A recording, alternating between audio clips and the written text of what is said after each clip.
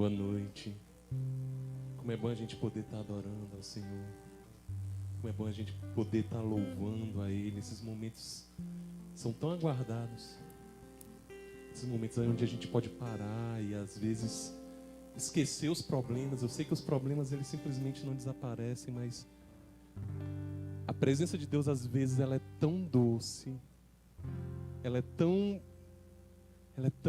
nos preenche de uma tal forma que a impressão que a gente tem é que os problemas vão embora e que nada mais dessas coisas que nos afligem conseguem nos alcançar. Essa é muitas vezes a impressão que eu tenho quando eu estou no momento de adoração. E é muito bom saber que o Senhor ele está presente aqui, que Ele está aqui neste lugar. Se você puder, você já pode ir abrindo a sua Bíblia lá em Lucas capítulo 15. Hoje nós vamos, a partir do versículo 11, vamos falar sobre parábolas e daquilo que o Senhor tem feito e tem derramado sobre as nossas vidas, daquilo que o Senhor tem feito e tem se revelado a nós nesses dias. E eu só posso glorificar, exaltar ao Senhor. Eu espero que nessa noite você seja abençoado por essa palavra. Nós vamos falar sobre o filho pródigo, que é uma parábola bastante conhecida e eu acho que quem tem um ano de igreja já deve ter ouvido pelo menos umas 5 vezes uma pregação em cima desses versículos, mas é impressionante como a palavra de Deus a gente lê e ela se renova. E eu queria poder ler essa noite com os irmãos. Lá em Lucas, capítulo 15, a partir do versículo 11. Amém? Leremos. Amém. Diz assim a palavra do Senhor. Continuou. Certo homem tinha 2 filhos. O mais moço deles disse ao pai: Pai, dai-me a parte que me cabe dos bens. E ele lhes repartiu os haveres.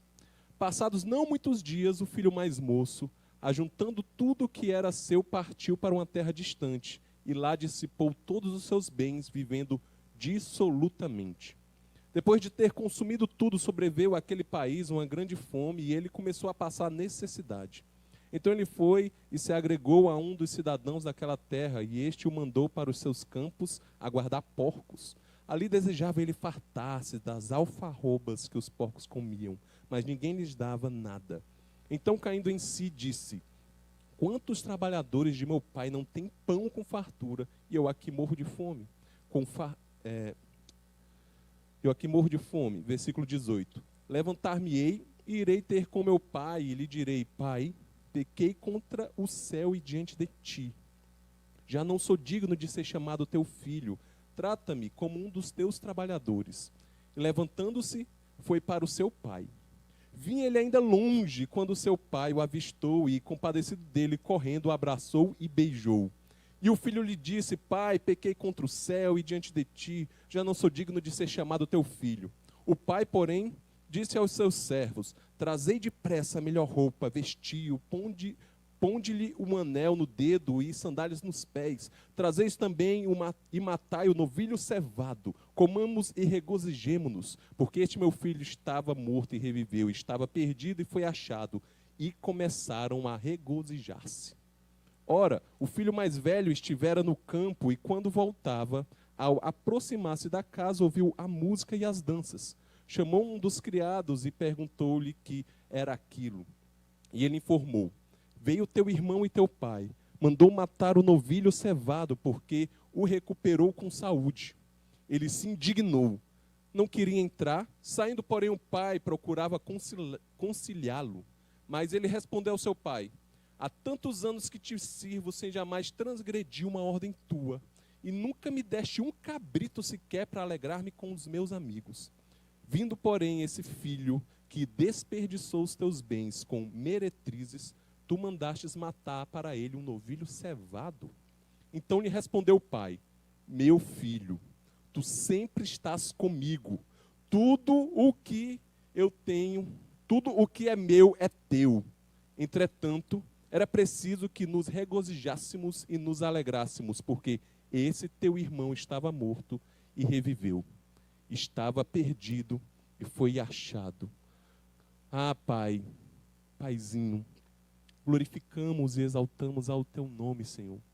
Porque, Pai, Tu tem se revelado a nós e Tu mesmo, Senhor, tomou a iniciativa, Pai, de nos buscar, de nos procurar, quando ainda éramos pecadores, Senhor. E ainda hoje, Pai, eu sei que Tu nos buscas, eu sei que Tu busca um coração que Te adora em espírito e em verdade, Senhor. Te peço nessa noite, Pai, que Tu venha encontrar-nos, Pai. Que Tu venha, Senhor, se encontrar conosco, Pai. Que nós venhamos conseguir, Senhor, ser achados por Ti nessa noite, Pai. Em nome de Jesus, nos revela a Tua palavra, nos mostra a Tua vontade aqui neste lugar. Amém. Glória a Deus. Essa passagem, ela é uma passagem muito tocante para mim. Ela fala sobre paternidade. Aqui claramente a gente tem 3 personagens aqui, que é o pai e os 2 filhos, é o filho mais velho e o filho mais moço. Há 2 domingos atrás, o nosso pastor Wesley, que estava aqui ministrando, ele falou dessa passagem, né? Ele pegou do versículo 11 até o 24, e ele falou, focado na parte do pai, aproveitou que nós estamos nesse mês de agosto, né, que é comemorado os Dias dos Pais, e ele trouxe para a gente uma palavra tão maravilhosa, falando sobre esse pai que se encontra com o filho, esse pai que consegue ultrapassar as expectativas, e ele se aproveitou dessa parábola para nos falar sobre um modelo de pai que ele traz não somente a provisão financeira, mas também traz provisão espiritual, provisão emocional, provisão afetiva. Falou coisas que destacaram muito no meu coração, que fala sobre a importância dos pais de prover um caráter para os seus filhos. E deixou uma frase que eu anotei e queria partilhar com vocês, mais uma vez, que ele diz assim, sobre Deus e sobre o Pai. Mais do que ser algo, né? Deus nos prepara para sermos alguém. E foi muito maravilhoso, e depois dessa pregação, certo? Não vão agora, se vocês puderem, eu acho que já está na rede, né? Ainda não está? Vai estar. Em nome de Jesus, a gente vai passar nos grupos da igreja quando essa pregação estiver lá, maravilhosa.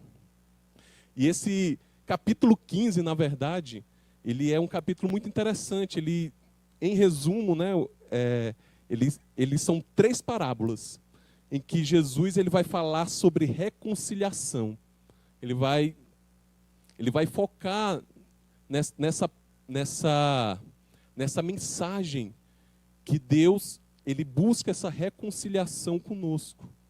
E aí essa brincadeira toda ela começa lá no capítulo 1, versículo 1 do capítulo 15, onde Jesus ele estava sentado com os publicanos e pecadores, e, para variar, estavam lá os fariseus murmurando por que o Senhor ele estava sentado com aqueles pecadores. Por que Jesus, sendo mestre, recebia pecadores? Porque ele, se dizendo Messias, ele recebia pecadores. Porque a visão dos fariseus sobre quem era o Messias, sobre como ele viria e sobre como ele se comportaria, era bem diferente daquilo que Jesus realmente queria passar e revelar ao Pai, de tal forma que o Filho de Deus estava com eles e eles não o reconheceram.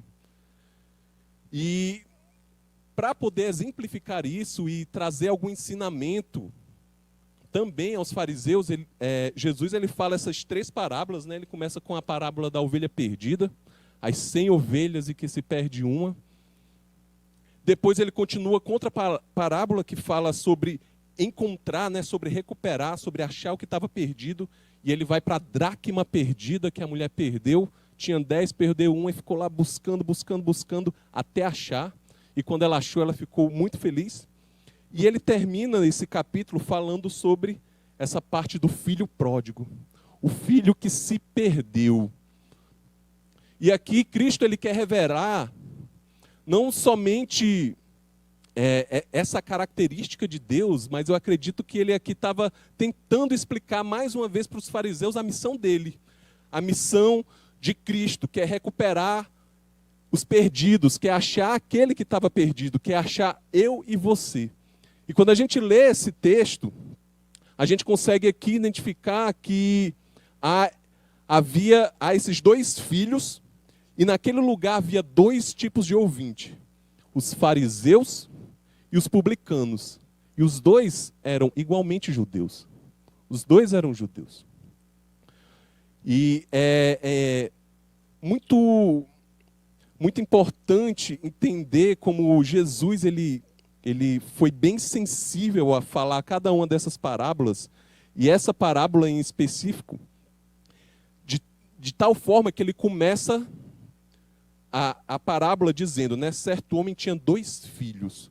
Então, quando a gente vai lendo, a gente tenta entender, a gente consegue entender que esses 2 filhos, na verdade, eram os fariseus e os publicanos ali que ouviam cada uma dessas parábolas. E o que acontece? Ele começa focando no primeiro filho, que é o filho mais moço, né? Que é o filho, que é aquele que, para a gente poder exemplificar, né, relembrar um pouco, é o filho mais moço. Ele chega no pai e pede de volta a sua herança. E aquilo deve ter sido um pouco chocante para aqueles que ouviam, né? Talvez eles esperassem que o pai, sei lá, fosse castigar o filho, porque se você imaginar o que é uma herança é algo que você ganha quando alguém morre. Então, naquele momento, o filho chegar para o pai e pedir a sua herança era o mesmo que dizer que ele queria, na verdade, que o pai dele tivesse morto. Porque o que ele queria mesmo era herança. O que ele queria mesmo eram os bens que o pai dele podia dar. E acontece que, para impressão, né, de todos, para deixar todos impressionados, o pai, ao invés de castigá-lo, como todos esperariam, né, ele vai lá e reparte a herança dele. Dá a herança dele. Tá bom, meu filho, você quer a sua herança? Pois toma sua herança. Beleza, passado alguns dias, o menino foi lá, pegou tudo o que ele tinha e foi-se embora. Se afastou do seu pai, da sua família, da sua vida. Foi para uma terra ali distante e gastou tudo. Diz a palavra de Deus que ele gastou com prostitutas, provavelmente ele tenha gastado com bebedeiras, com festas, com aqueles amigos que só aparecem quando você está de bem, quando está tudo legal. E ele pegou tudo aquilo, todos os bens que o pai dele tinha lhe dado como herança, e gastou naquilo que ele pensava que era bom para ele. E é interessante ver que muitas vezes a gente é esse filho mais moço, né? Antes de conhecer ao Senhor, antes de entender quem é o Pai, antes de entender a missão e graça salvadora do Senhor. Mas a história continua. Ele sabia quem era o seu pai, mas ele queria viver a própria vida. E a palavra de Deus não diz quanto tempo passou, talvez anos, mas aconteceu que houve ali uma grande fome, uma grande crise, sei lá, econômica, ou uma crise política, de tal forma que houve fome ali no lugar. E ele pensou, né, vou trabalhar. E se ajuntou com uma pessoa lá da região. E é engraçado como quando a gente não tem essa referência de pai, do nosso pai, do Pai Celestial, a gente busca essa paternidade em outras coisas. E nesse momento, o filho mais novo, ele busca essa paternidade nessa pessoa, que é alguém para olhar para você e dizer, e agora, o que é que eu faço? E agora, eu vou ir para onde? Eu vou trabalhar como? Eu vou fazer o quê? E aqui, mais uma vez, fica evidente a sensibilidade de Jesus, quando ele diz que ele vai trabalhar com esse homem para poder alimentar porcos. Para os judeus, isso daí era era depois do fundo do poço. Tem um fundo do poço, cuidar dos porcos era embaixo disso daí. De tal forma que aquilo ali deve ter sido chocante para eles. E quando o Senhor... E aí a palavra do Senhor fala que ele estava cuidando dos porcos. E aqui Jesus ele é mais enfático ainda, porque ele podia ter escolhido qualquer outro animal, mas ele escolheu os porcos, e quando ele disse que ele estava com uma fome tão grande, porque aquilo que ele estava ganhando não estava dando nem para ele se alimentar, ele olha para o porco, e em vez dele querer se alimentar do porco, sei lá, querer comer um bacon, ou sei lá, ir atrás de algum outro animal daquela fazenda, ele estava com tanta fome que ele queria comer o que os porcos estavam comendo. E aquilo ali deve ter sido extremamente chocante para os ouvintes que estavam ouvindo, entendendo como ele estava. E então, ele lembra que os trabalhadores do meu pai tinham fartura de pão. E aquela lembrança, né? aquela consciência de que ele tinha uma casa, que apesar dele ter saído, mas era uma casa muito melhor do que tudo aquilo que ele estava vivendo, foi o traço de esperança. Então ele fez a estratégia dele, já sei, eu vou chegar no meu pai, vou dizer que eu pequei contra Deus, pequei contra o céu, pequei contra ele, e que eu quero ser só um trabalhador mesmo. E ele vai, e eu às vezes tento imaginar como é que devia ser o coração dele, porque ele sabia que ele tinha pecado, ele sabia que ele tinha feito errado, ele sabia que ele não deveria pedir essa herança, ele sabia o que ele estava fazendo ali, quando ele fez todas essas coisas. E esse arrependimento dele, a gente pode considerar que foi um arrependimento sincero,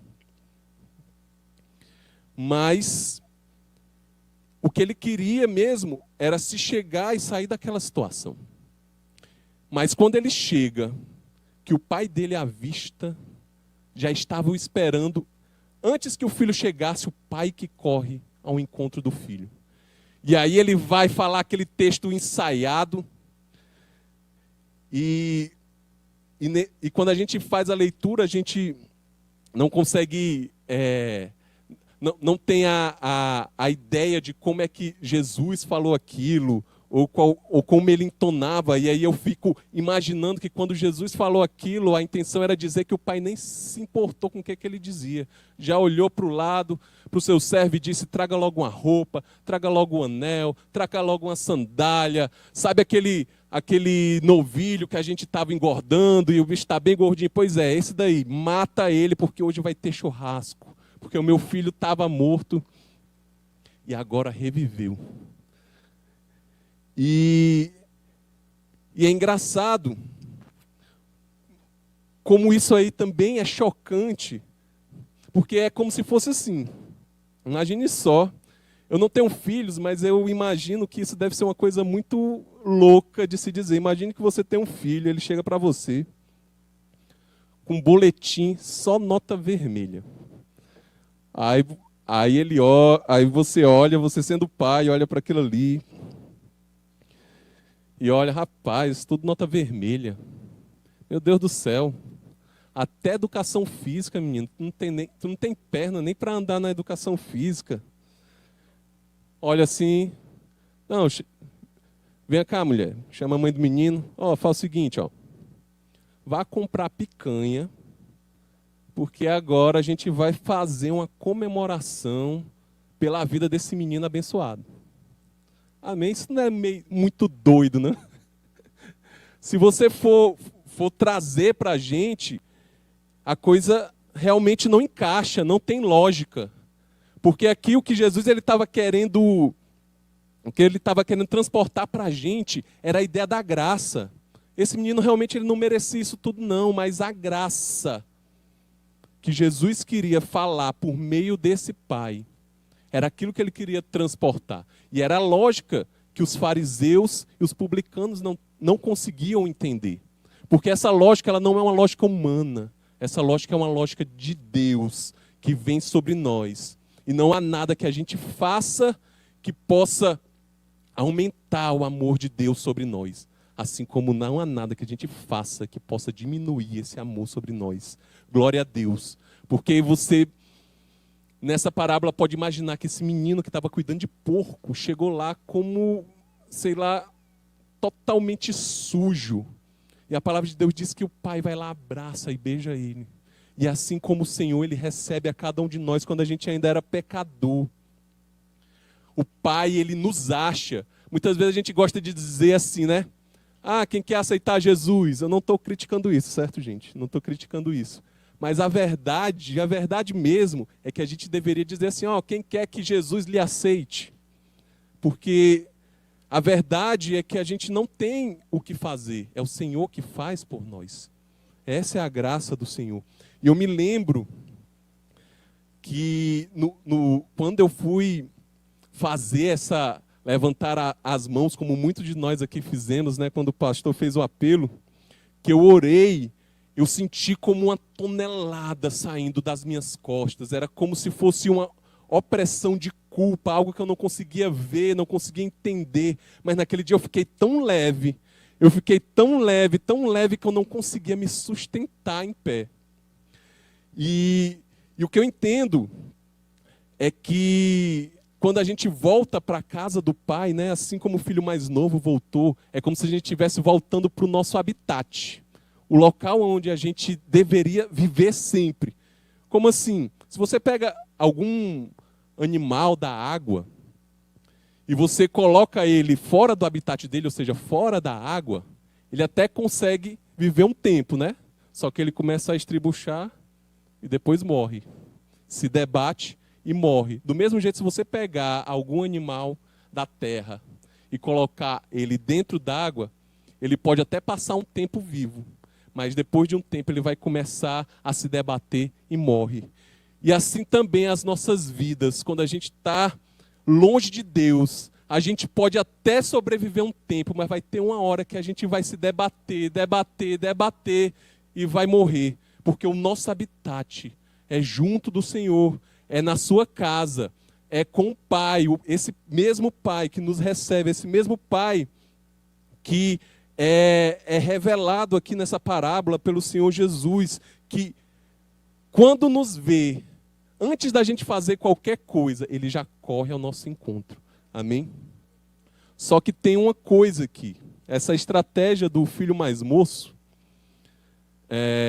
se você for ler um pouco nas entrelinhas, você vai entender que o que levou ele a fazer isso foi porque ele amava mais os bens do que ao pai. Inclusive, essa lógica dele, que é a lógica terrena de querer ser só um trabalhador para o pai dele, também era uma forma dele dizer, não, eu vou compensar meu pai de alguma forma. E a graça do Senhor é que quebra todas as lógicas da gente, amém? Porque esse Deus, ele é esse Deus que nos perdoa por amor e nos recebe como filho amado. E é por isso que nós o amamos e o glorificamos, amém? Mas continuando a história, a gente se depara com outro filho, o filho mais velho, né? E aí quem era esse filho mais velho?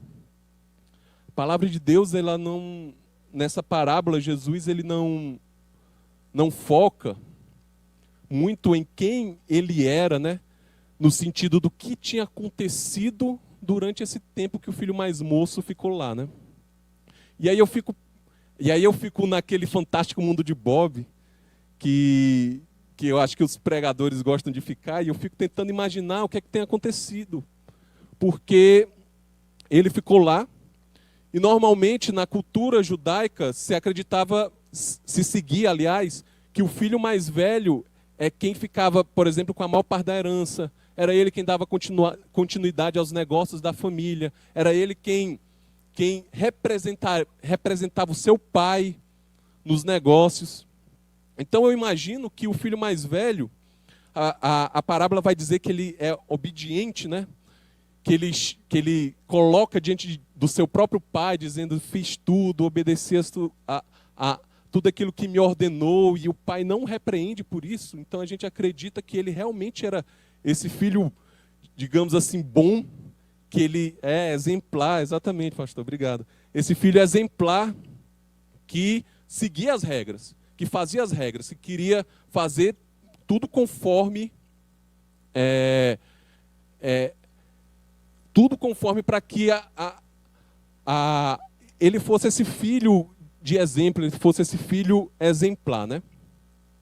E aí eu fico imaginando que ele possa ter levado esses negócios do pai dele. E imagine só, depois de, eu imagino que anos aí, né? Se a gente for pensar quanto tempo o filho mais moço levou para poder chegar ao fundo do poço. E aí um belo dia ele chega e a casa dele está tendo umas festas, está tendo um povo dançando, e ele não está entendendo nada, ninguém me avisou nada, eu não cuido desses negócios mais não, ninguém me avisa mais nada aqui não. E aí ele olha para aquele local e chega num dos servos e pergunta: rapaz, o que foi que aconteceu aí? Aí o servo olha: rapaz, tu não vai acreditar, não tem o teu irmão mais novo, né? Diz aí que ele chegou, o teu pai mandou matar, aí foi um boi cevado aí, está fazendo um churrasco e está todo mundo comendo. E você tem que entender que naquele tempo não existia geladeira, né? Então, menino, fala que a casa estava em festa, mas eu não me impressionaria se fosse a casa, a vizinhança, quem sabe o pessoal lá do vilarejo, e estava todo mundo comemorando com ele. E ele ficou com raiva daquilo. Ele se irritou, ficou indignado. E se a gente for usar uma lógica da terra, a gente pode ser até tentado a dar razão para ele. Ora, o menino saiu, gastou tudo, agora voltou, está aí tendo uma festa. Como é que pode? Como é que pode ele ter feito tudo errado e eu fiz tudo certo e ele está recebendo uma festa? E aquele sentimento, eu imagino, deve ter tomado ele de uma forma tremenda que fez com que ele nem entrasse dentro de casa. E aí, mais uma vez, o pai que sai para poder encontrar o seu filho mais velho, para poder reconciliá-lo. E aí, quando ele encontra o pai, a ação dele é jogar, como se ele jogasse na cara essa injustiça que o pai dele estava cometendo. Ora, eu fiz tudo e nem um cabrito para comemorar. Com os meus amigos o Senhor me deu. O filho mais moço tinha um ímpeto de se encontrar com o pai para falar das coisas ruins que ele fez. Mas o filho mais velho, ele teve o ímpeto de se encontrar com o pai para falar as coisas boas que ele fez. E os dois pecaram igualmente. Porque o irmão mais moço, ele queria fazer uma lógica do mundo para ele poder compensar o pai dele com um possível trabalho das coisas ruins que ele fez. E o filho mais velho queria se achar merecedor de todas as coisas por causa das coisas boas que ele fez. E foi tão... E isso pode ser considerado tão dramático que, se você olhar para esse filho mais velho, você pode entender com a resposta do pai, que diz: tudo que eu tenho é teu, é que ele era um filho que tinha tudo, mas não se sentia dono de nada. Não é triste? Alguém que tem uma crise ao ponto de achar que ele só pode ter acesso às coisas de Deus se ele fizer algo por Deus? E era isso que Jesus estava enfocando. E esse filho mais velho, ele representava esses religiosos. Então aqui a gente encontra nesses dois filhos duas estratégias, onde o objetivo dessas estratégias não era o pai, mas eram os bens dele. Enquanto o filho mais moço teve a estratégia de pegar os bens para poder fazer tudo o que ele queria, o filho mais velho queria obedecer ao máximo, fazer ao máximo, para ele poder se sentir merecedor dos bens. Ou seja, o objetivo dos dois nunca foi o amor ao pai, sempre foi o amor aos bens. Eu tento imaginar como é que deve ter sido o sentimento que Jesus falou essa parábola nessa resposta do pai. Tudo que tenho é teu. É como se ele dissesse assim: mas meu filho, você passou todo esse tempo trabalhando. Não era porque me amava, não. Imagina só, você sendo um pai. Agora, o que é legal nessa parábola de Jesus é que ele mostra para a gente um pai que ele é, como eu posso dizer, inusitado. Como assim? Porque ele é diferente, né? Como eu falei anteriormente. Imagine aquele povo vindo tudo isso naquela época. Rapaz, esse pai não vai castigar esse cara, não. Quando o filho mais moço chega para poder dar alguma razão e lógica nessa casa, ele leva uma resposta dessa. E aí, o que é que vai acontecer? Como é que esse pai, ele é assim? Por que que ele age isso? Eu fico tentando imaginar como é que as pessoas pensaram. Na verdade, como é que a gente pensa diante de uma revelação que Jesus faz aqui sobre quem é o pai, diante desses dois filhos. Você, lendo essa passagem, você entende que Jesus quer mostrar um Deus que deseja nos encontrar. E é independente se a gente chega para ele com a lista de erros, ou se a gente chega para ele com a lista de acertos. Isso não é o importante é que Deus ele vai ao nosso encontro porque nós somos filhos, pela sua graça e pelo seu amor. E se você entender aqui, lendo nas entrelinhas, né, é legal quando você consegue viajar no texto e ler nas entrelinhas, você vê que nos dois casos é o pai que vai ao encontro do filho. Porque a ideia de salvação, a ideia do encontro, ela parte de Deus, ela não parte de nós, ela não parte daquilo que a gente pode fazer, nem das coisas boas que a gente pode fazer.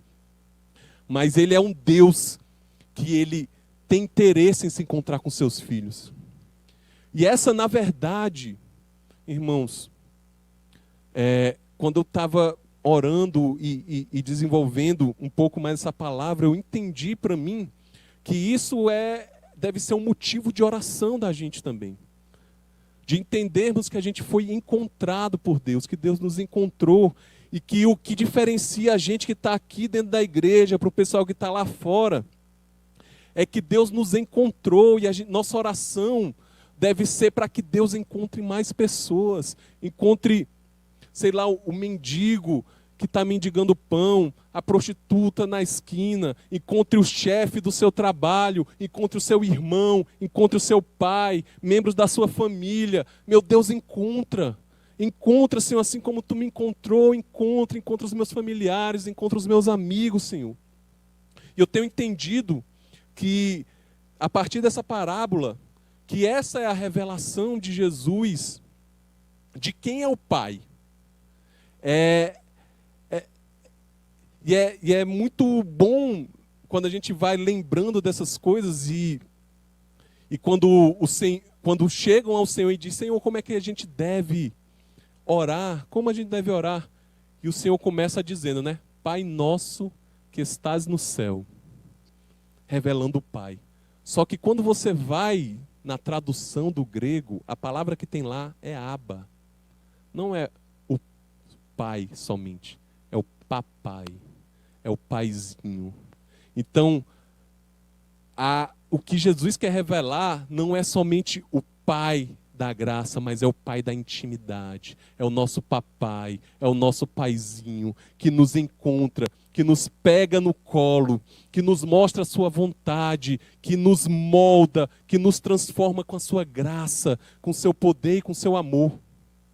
E aí, nessa parábola, se você for imaginar de quem eram os bens, de quem era tudo aquilo.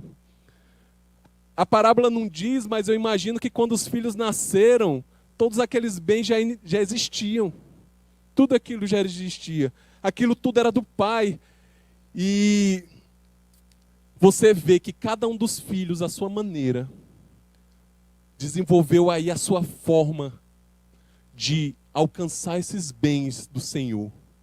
Mas tudo que o Senhor queria, tudo que o pai queria, tudo que o papai queria era se encontrar com eles. E esse talvez seja a mensagem mais impactante nessa parábola. Um Deus que ele não está se importando com aquilo que a gente tem a oferecer. Ele está se importando com a gente, conosco, de como é que está o nosso coração, de como é que está a nossa vida. Amém, irmãos? Glória a Deus. E eu queria, a partir disso, falar só mais 2 pontos para a gente continuar na adoração, continuar na oração desse Deus que nos encontra. O primeiro ponto é que nós não podemos esquecer que somos filhos de Deus e que isso é graça.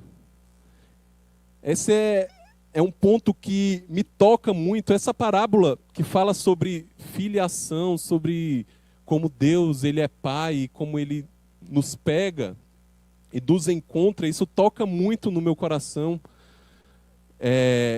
E entender que nós somos filhos eu acho que é o fundamental na caminhada cristã, porque no momento em que nós aceitamos a Jesus, no momento em que nós abraçamos o cristianismo, e na verdade é Deus quem nos abraça, é Deus quem nos aceita, é Deus quem faz a obra em nós, nesse mesmo momento que nós tomamos o caminho de Cristo, o caminho de Jesus, nós somos feitos filhos de Deus, co-herdeiros com Cristo.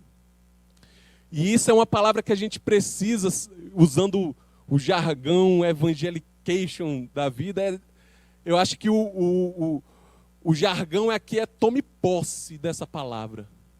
Eu fui feito co-herdeiro com Cristo. Eu sou filho de Deus.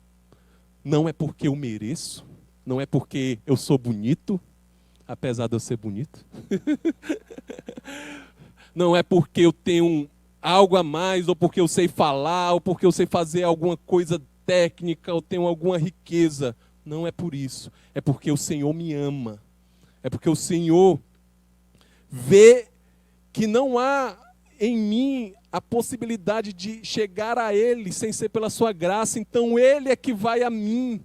Ele é que se entrega na cruz. É Ele quem paga o preço. É Ele que faz com que eu seja feito filho. A palavra de Deus, lá nas cartas de Paulo, vai dizer que a gente é como espinhos enxertados na oliveira. E a coisa é tão louca, que esse espinho que é enxertado na oliveira dá frutos da oliveira. Vocês já viram um negócio desse acontecer? Eu acho que é impossível. Eu não conheço sobre árvores, tem as irmãs aqui que elas gostam muito de criar plantinhas, né? Talvez elas possam responder melhor isso aí. Dá para fazer um enxerto de um espinho na oliveira? É impossível, é? E Jesus diz que o que pode ser impossível para o homem, mas nada é impossível para Deus. E nisso nós glorificamos ao Senhor, nós exaltamos Ele, porque nós somos filhos, Senhor. Tu nos fez filhos, Pai. Glórias a Ti, Senhor. E os fariseus não conseguiram entender isso. Eles não conseguiram entender esse ministério de Jesus, que nos faz herdeiros dele, da sua graça, co-herdeiros com ele do seu amor, co-herdeiros com ele do reino dos céus. E aí o que eles faziam era murmurar. E é engraçado você tentar entender. Eu estava fazendo um pouco do meu dever de casa e tentando entender de onde é que vieram os fariseus, e eu li alguns sites. E alguns deles diziam que os fariseus eles começaram de um movimento mais ou menos da época de Esdras, onde tinha um povo. Começaram bem, sim, começaram muito bem. E esse povo, eles fizeram um movimento de retorno às Escrituras. Retorno a conhecer a Deus na palavra, naquilo que o Senhor se revelava. E eles, na verdade, eram conhecidos como os doutores da lei naquele tempo, porque eles tinham mais de 600 leis que existem no Pentateuco. Se você for ler, né, Gênesis a Deuteronômios, vai ter mais de 600 leis, eu acho que é 611. não anotei aqui o número, mas são muitas coisas que eles faziam todos os dias e observavam todos os dias em como eles deveriam se comportar. Eles obedeciam à lei, mas eles estavam em pecado.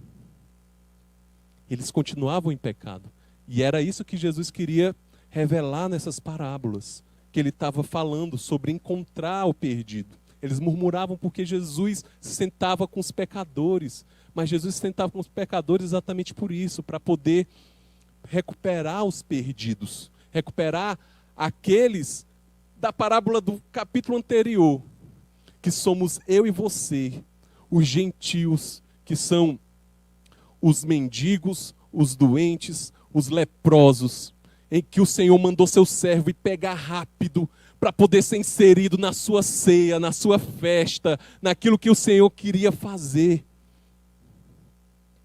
E aí a gente entende nessa parábola que os dois filhos eles tinham essa crise de se verem como filhos. Um tinha uma crise porque não queria viver perto do pai.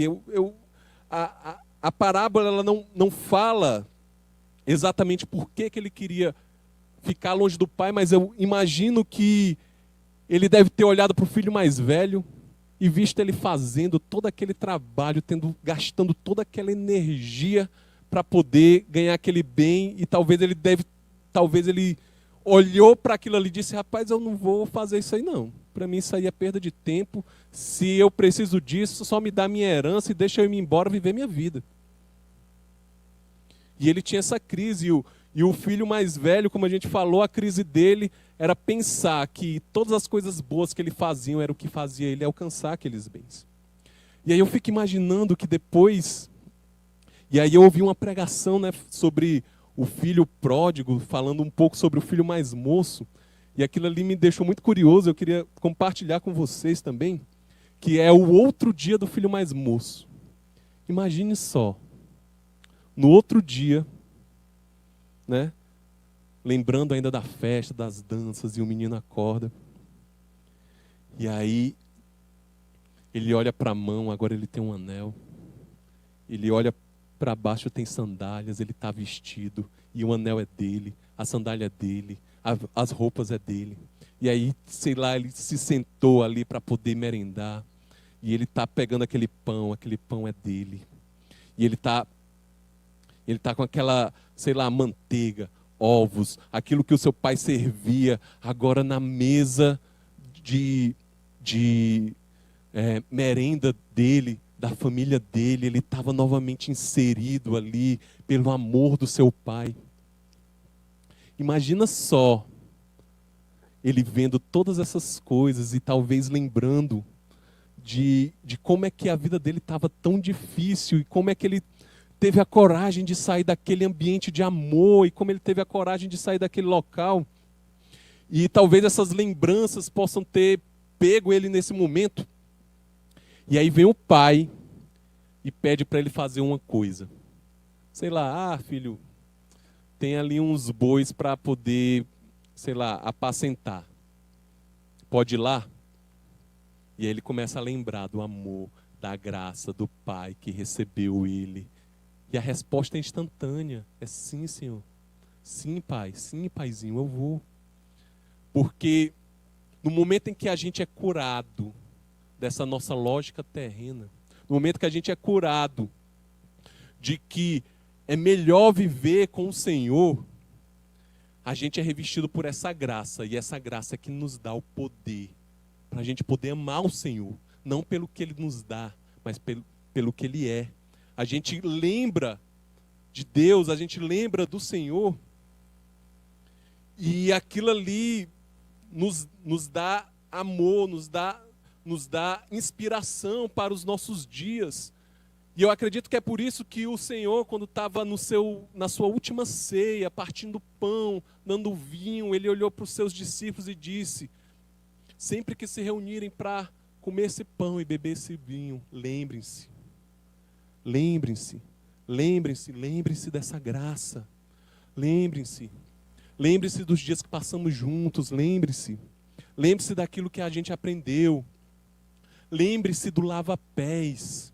Lembre-se que aquele que deseja ser o maior é aquele que serve, é aquele que é o menor. Lembre-se, daqui a um pouco vocês não conseguem imaginar, mas daqui a pouco vai haver um sacrifício na cruz. Lembre-se que ali foi pago todo o pecado, que naquela cruz do Calvário foi onde Jesus disse: está consumado, está pago. Lembre-se que está pago, é graça. A gente não precisou fazer nada, o Senhor já fez tudo. Ele mesmo é quem é esse arquiteto, e Ele mesmo é quem é o executor da sua obra de salvação. Lembre-se que daqui a 3 dias o Senhor ressuscitou. E depois, há poucos dias, Ele foi levado aos céus, e aí veio o Espírito Santo e desceu sobre nós. Lembre-se desse amor primeiro. Porque esse outro dia do filho mais moço, que vai tocar no coração dele ele me amou primeiro. Ele me amou primeiro. Essa graça, irmãos, a gente já falou em algumas outras pregações, mas é sempre importante a gente estar lembrando. Essa graça que a gente não pode esquecer, que é dada aos filhos de Deus, ela é esse poder que nos capacita a fazer a vontade do Pai.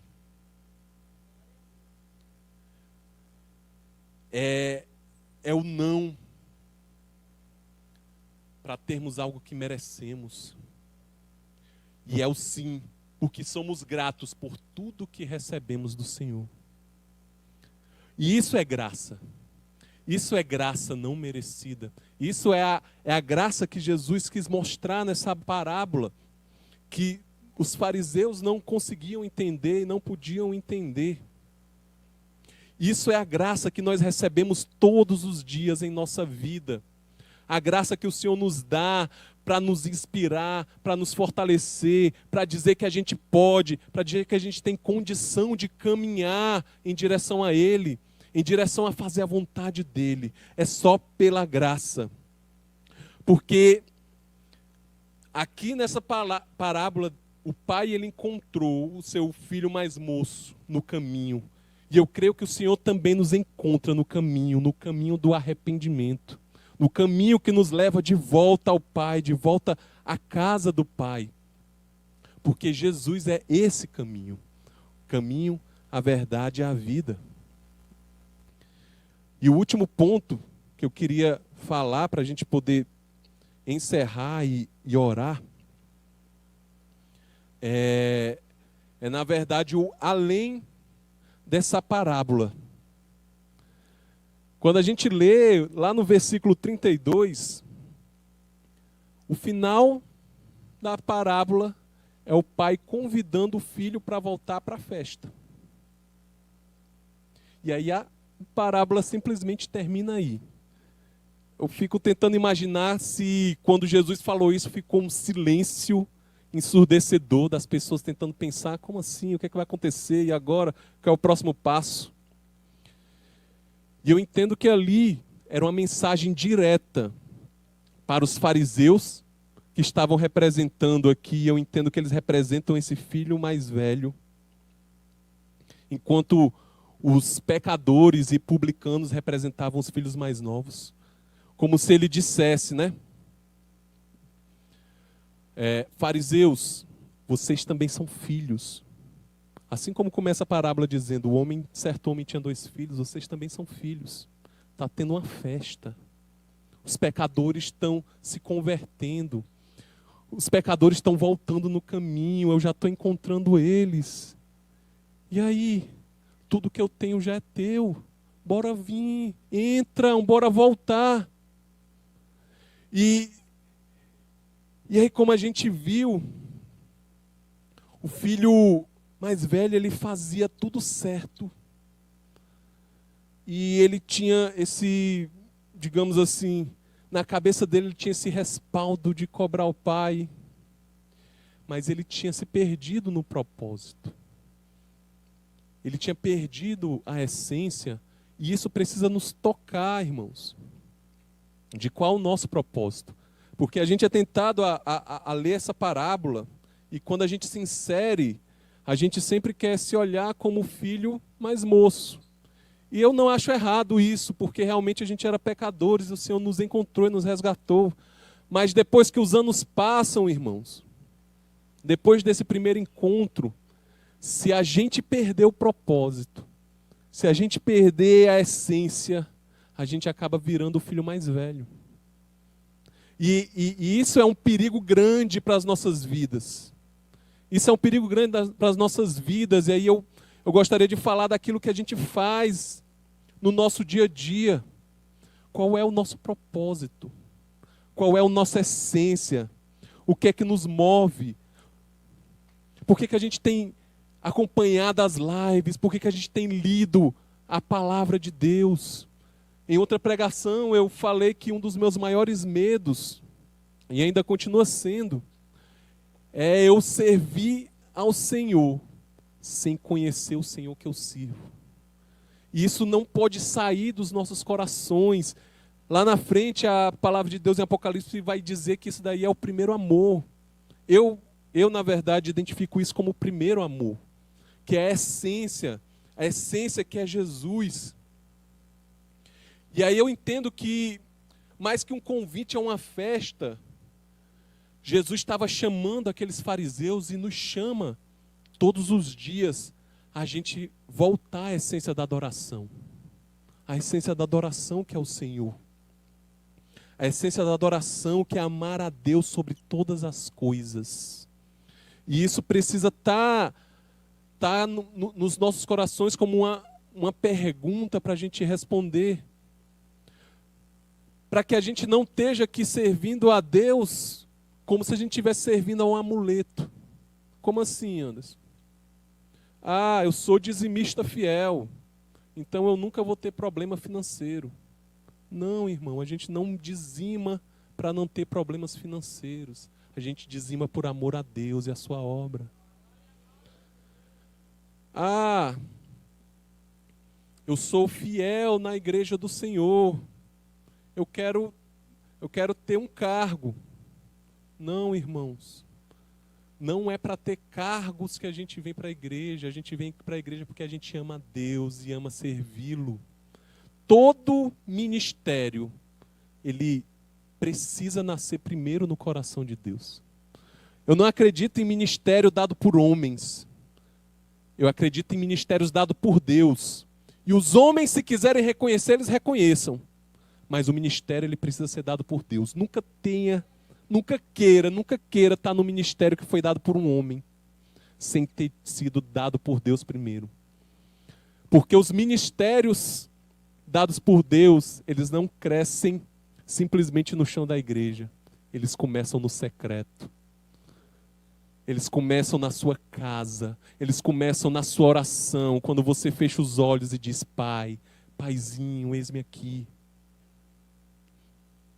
E essa é o convite que Jesus faz, e eu gostaria de que a gente fizesse aquela retrospectiva na nossa vida. Na verdade, eu preguei tudo isso que eu preguei essa noite para poder falar sobre isso. Sobre os nossos propósitos, sobre a nossa vida. E o que é que tem nos movido como igreja, o que é que tem nos movido como Nova Vida? A gente tem ouvido pregação após pregação, palavra após palavra. E eu entendo quando alguém chega para mim e diz: que pregação bonita, que ministração boa.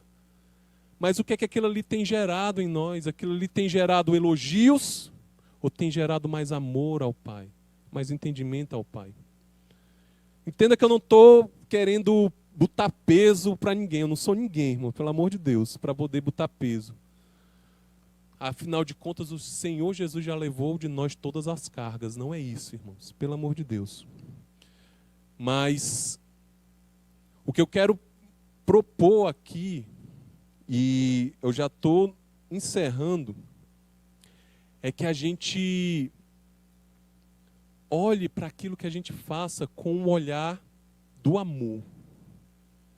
Porque Senão a gente pode cair nos mesmos erros dos fariseus, que faziam todas aquelas coisas boas. Eu quero frisar, boas. Mas o propósito deles era totalmente errado. E assim como o filho mais moço se afastou do pai, eles também se afastaram. E quando eu falo isso, é para a gente saber onde está o nosso coração. O nosso coração ele precisa estar perto de Deus, ele precisa estar direcionado para o Senhor.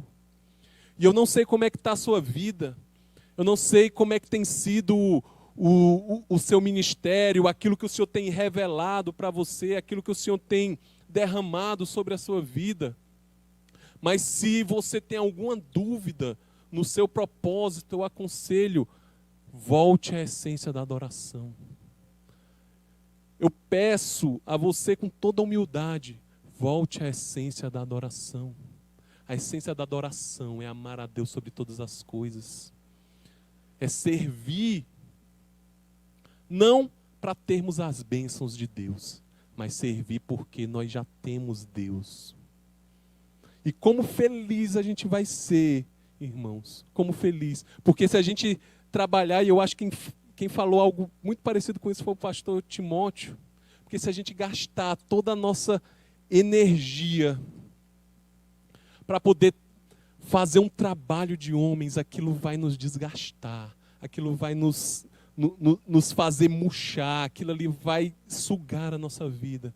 Mas quando nós fazemos por amor ao Senhor somente, aquilo nos traz vida, nos traz regozijo, nos traz propósitos e nos traz direcionamento. Eu falo isso, irmãos, porque e eu estou falando de mim, se eu não tomar cuidado, eu vou virar só mais um ativista dentro da minha igreja. Só mais alguém que faz porque a igreja precisa que faça. E o que eu estou tentando propor, e eu entendo que isso é um convite de Jesus para nós, é que o amor de Deus é que nos mova a fazer as coisas. O amor ao Senhor é que nos mova e nos leve, porque só assim a gente consegue sair de onde estamos, seguir nesse avanço e permanecer com o Senhor. Porque, irmãos, não vale a pena nenhuma viagem que a gente faça, por melhor que nos pareça, sem que o Senhor vá com a gente, sem que o Senhor esteja indo conosco, na nossa frente, guiando, mostrando.